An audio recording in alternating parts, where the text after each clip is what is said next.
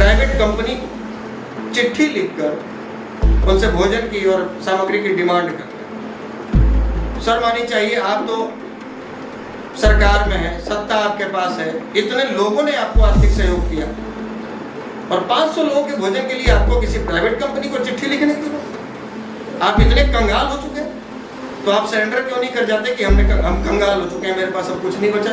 ये जो इनका दावा है और इनके मुलाजिम के द्वारा जो चिट्ठी लिखी गई है, जो डिमांड की गई है राहत सामग्री की, इसके पीछे का गेम क्या है? अब तो ये नीतीश जी तय करेंगे कि इसके पीछे इन्होंने क्या षड्यंत्र रचा है।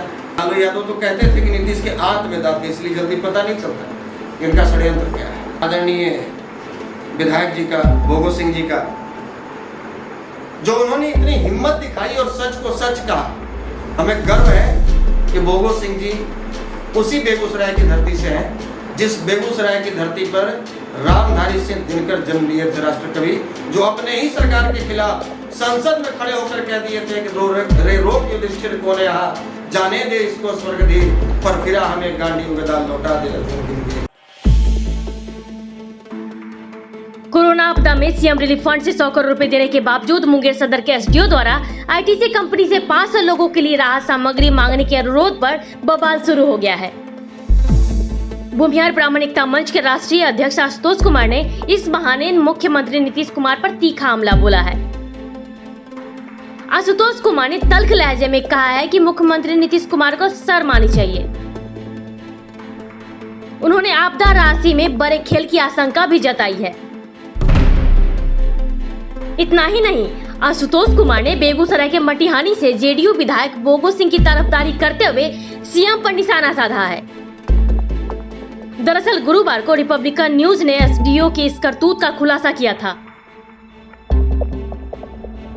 हमने उस चिट्ठी को सामने रखकर दिखाया था कि कैसे मुंगेर सदर के एसडीओ आईटीसी लिमिटेड कंपनी को पत्र लिखकर 500 गरीबों के खाने पीने का इंतजाम करने की गुहार लगा रहे हैं,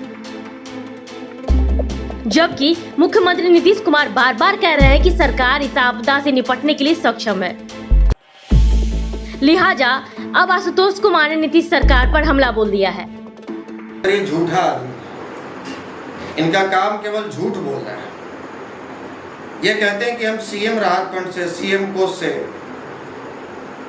आपदा प्रबंधन विभाग को 100 करोड़ रुपए हमने दिया है और 500 लोगों के भोजन के लिए इनके पदाधिकारी, इनके मुलाजिम बाज़ाब्ता चिट्ठी लिखकर प्राइवेट कंपनियों से भोजन की मांग कर रहे हैं, डिमांड कर रहे हैं, पैसे की मांग कर रहे हैं। ये कहते हैं कि अन्य राज्यों में कॉरपोरेट सेक्टर से सहयोग लिया जा रहा है, लेकिन बिहार में ऐसा नहीं। और इनके दावों का पोल खोल रहे हैं मुंगेर के एसडीओ साहब। अभी तो ये बात तो नीतीश जी से पूछनी चाहिए कि भाई आप कहते हैं कि हमारे पास पैसे की कोई कमी नहीं है, 100 करोड़ रुपए हमने आपदा विभाग को दिया और आपके मुलाजिम एक एसडीओ आपके दावों की पोल खोल रहे हैं, आपके दावों की मजाक उड़ा रहे हैं और 500 लोगों के भोजन के लिए प्राइवेट कंपनी को चिट्ठी लिखकर उनसे भोजन की और सामग्री की डिमांड कर रहे। शर्म आनी चाहिए, आप तो सरकार में है, सत्ता आपके पास है, इतने लोगों ने आपको आर्थिक सहयोग किया और 500 लोगों के भोजन के लिए आपको किसी प्राइवेट कंपनी को चिट्ठी लिखने की जरूरत? आप इतने कंगाल हो चुके हैं तो आप सरेंडर क्यों नहीं कर जाते कि हम कंगाल हो चुके हैं, मेरे पास अब कुछ नहीं बचा, मेरे पास 200-400 लोगों के लिए भोजन की व्यवस्था नहीं है। इसलिए ये झूठा आदमी है और ये सवाल उनसे ही पूछना चाहिए। सीएम रिलीफ फंड से आपदा राहत केंद्र को 100 करोड़ दिए गए हैं, उसके बाद एसडीओ का कंपनी से मदद मांगना, क्या इसमें कोई बड़ा खेल नजर आ रहा है? सर, ये सारा जो भी काम करते हैं नीतीश जी, इनके हर एक दावे के पीछे, इनके हर एक स्टेटमेंट के पीछे कोई ना कोई बड़ा गेम होता है और इसका भी खुलासा बहुत जल्दी आप सबों के सामने आ जाएगा। ये जो इनका दावा है और इनके मुलाजिम के द्वारा जो चिट्ठी लिखी गई है, जो डिमांड की गई है राहत सामग्री की, इसके पीछे का गेम क्या है? अब तो ये नीतीश जी तय करेंगे कि इसके पीछे इन्होंने क्या षड्यंत्र रचा है।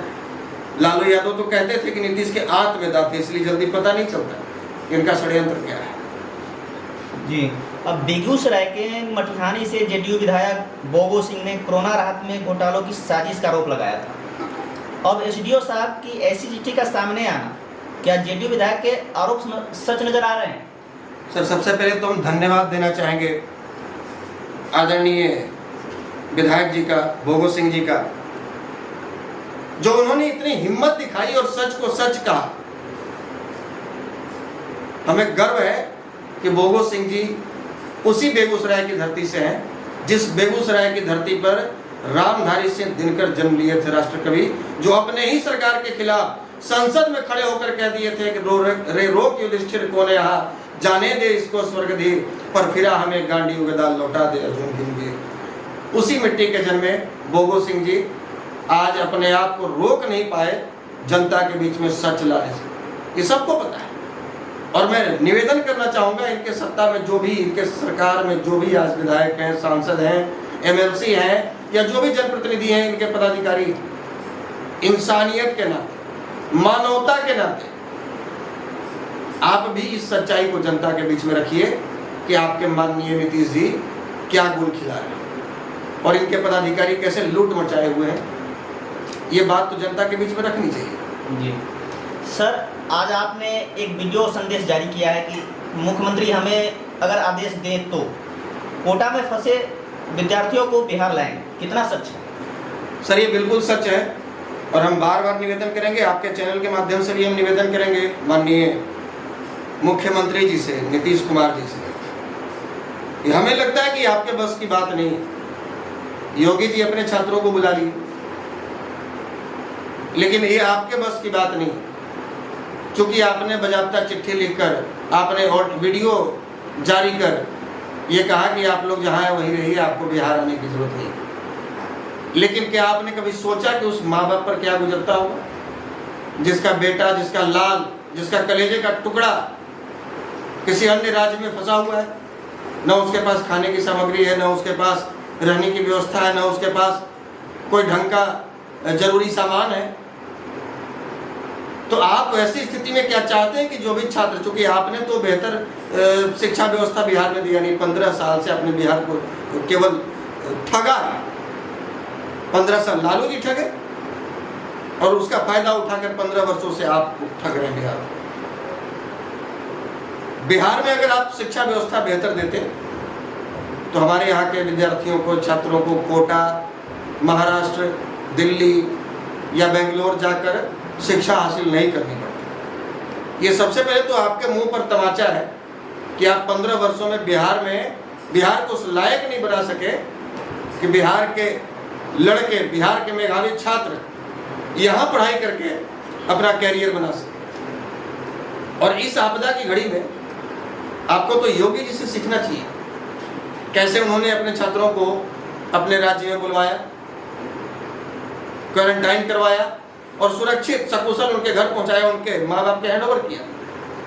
तो अगर आपके बस की बात नहीं है नीतीश जी, तो मैं आशुतोष कुमार ये दावा करता हूं, या आपसे वादा करता हूं, बिहार की 11 करोड़ जनता से वादा करता हूं कि कोटा ही नहीं, देश के किसी भी राज्य में, किसी भी कोने में हमारे बिहार के छात्र मजदूर अगर फंसे तो आप आदेश जारी कीजिए, हम उन्हें बिहार सकुशल लाएंगे और आपको ये दिखाएंगे कि आप सत्ता में रहते भर में जो काम नहीं कर पाए, हम एक साधारण से इंसान ने अगर ठान लिया तो कितने माँ बाप को उनके बच्चों से मिला दिया, सकुशल उनको घर पहुंचा दिया। रिपब्लिकन न्यूज से जुड़ने के लिए सब्सक्राइब बटन दबाकर चैनल को सब्सक्राइब करें।